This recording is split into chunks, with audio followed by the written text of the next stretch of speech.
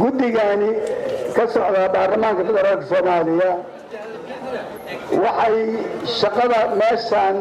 loo idmada waxay ahayd inuu dib u eegid ku sameeyo 10 cutub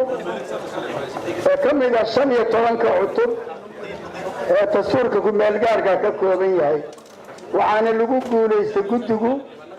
inuu dib u eegid ku sameeyo kadib hay-adihii shaqada ku lahaa oo ay guddiga madaxa bannaanaa markay ka soo gudubtay in guddigu ansixiyo 10 cutub. dhanka kale xildhibaan Xuseen Carab Ciise oo kamid ah xildhibaanada golaha ka tirsan ee ka soo jeeda Somaliland oo kulanka ka hadlay ayaa isaguna waxa uu sheegay inaanay xilligan jirin caqabad ka weyn ka maraanshaha dastuurka dalka ee Somaliland waxaanu sheegay in haddii dawladda Soomaaliya ay meel uga soo jeesan weydo arrintaasi ay dhammaanba siyaasiyiinta ka soo jeeda Somaliland ay isaga bixi doonaan hay'adaha kala duwan ee dawladda Soomaaliya. mudana gudoomiye waxaan doonayaa cabasho ka muujiyo gudoonka ana ula imi arrinta muuday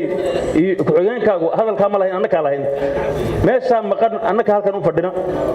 arfaareedana annaka ka hadlayna cid kale kama hadli karto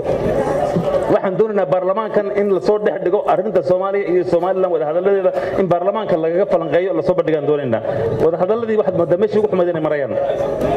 dastuurkan markaa imika la sheegaya in loo cadeeyo ma koonfur baa mise waa Somaliland leena caqabad ahaan looma sheegin talabaad wada hadalada marka la tagayo Puntland marka la tagayo Jubbaland afaareeda Hirshabeelle xildhibaanada matalaya mas'uuliyiinta ayaa loo diraa annaka halkan marka dhibaato ka dhacdo Somaliland iyo halka wada hadaladooda waana la kormaraa diyaar ma nihin inaan ogolaano arrinta maanta kadib waxaan doonaynaa haddaanan annagu keeni karin dadka Somaliland siyaasiyiinta dalka jooga ku shaqadoon ma nihin ama in la sii daayo ama inay yimaadaan Soomaaliya annaka in la weydiiyo haddaanan keeni karin waa inaan u diyaar garoonaa inaan ka baxno annagu markaa